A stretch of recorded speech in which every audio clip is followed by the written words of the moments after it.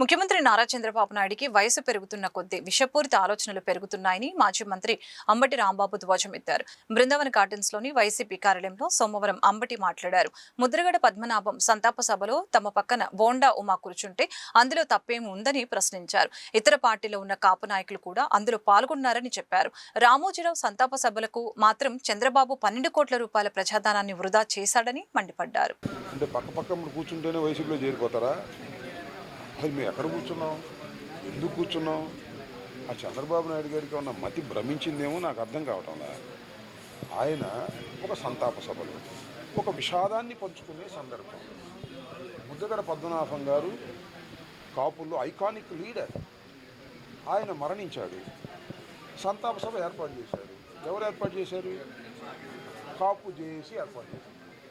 ఆయన్ని పిలిచింది, నన్ను పిలిచింది, అన్ని పార్టీల యొక్క నాయకులను పిలిచింది. బోండా ఉమా గారు వచ్చాడు. రాజకీయ నాయకులు పక్క కూర్చున్నాం, ఆప్యాయంగా పలకరించుకున్నాం. ఏంటి చంద్రబాబు నాయుడు గారి కడుపుమంట? నాకు అర్థం కాల. నా పక్కన కూర్చోకూడదా? అంటే తెలుగుదేశానికి సంబంధించిన వ్యక్తులు, వైసీపీకి సంబంధించిన వ్యక్తులు ఒకానొక సందర్భంలో ఒక విషాద సంఘటనలో పక్క కూర్చోకూడదా? నాకు అర్థం కాల. ఏంటిది? చంద్రబాబు నాయుడు గారికి వయసు పెరిగిన కొద్దికి బుర్ర తగ్గుతున్నట్టుంది, లేదా విషపూరితమైన ఆలోచనలు పెరుగుతున్నట్టుగా అనిపిస్తున్నాయి. నేను అడుగుతా ఉన్నా, నేను వచ్చింది రోషి గారు రాలేదా? జనసేనకు సంబంధించిన రోషి గారు రాలేదా? మాజీ శాసనసభ్యులు. అలా విధంగా మరి జనసేన అధ్యక్షుడు గాదే వెంకటేశ్వరరావు రాలేదా? వాళ్ళు పార్టిసిపేట్ చేయలేదా? ఒక మహానాయకుడు మా కులంలో, మా సామాజిక వర్గంలో ఒక మహానాయకుడు మరణిస్తే మా సామాజిక వర్గం అంతా కలిసి ఒక సంతాప సభను ఏర్పాటు చేస్తే ఆ సంతాప సభలో కూడా కలిసి ఉండకూడదు అనేటువంటి ఒక దుర్మార్గమైన ఆలోచన నారా చంద్రబాబు నాయుడు గారు చేయటం చాలా దురదృష్టకరం. ఇంతేకాదు, మరొకటి చెప్తున్నా. మొన్న రాజమండ్రిలో జరిగింది సంతాప సభ. మరి అక్కడ జ్యోతి నెహ్రూ గారు వచ్చి దానిలో పార్టిసిపేట్ చేశాడే.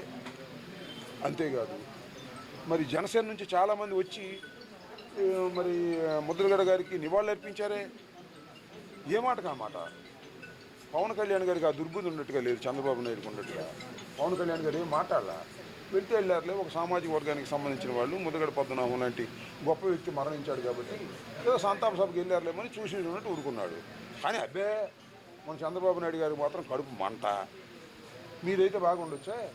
నాకు తెలియగలుగుతానండి. చంద్రబాబు నాయుడు గారు, రామోజీరావు ఎవరండి? రామోజీరావు ఎవరు?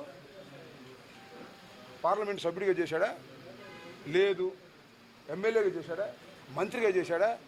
ఆయన చనిపోతేనేమో 12 కోట్లు ఖర్చు పెట్టి సంతాప సభ పెట్టాడు చంద్రబాబు నాయుడు గారు. మేము సంతాప సభకు డబ్బులు అడిగామా?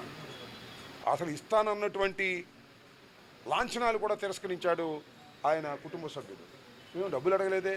సంతాప సభ పెట్టుకోవడానికి మాకు ఇంత నిర్బంధాలా? మా కులనాయకుడు కాదా? మీకు ఆయన కులనాయకుడు అయితే అవ్వచ్చు, రామోజీరావు. మాకు ముద్రగడ పద్మనాభం కులానికి నాయకుడు, రాష్ట్రానికి నాయకుడు, సమాజం కోసం పోరాడినటువంటి వ్యక్తి.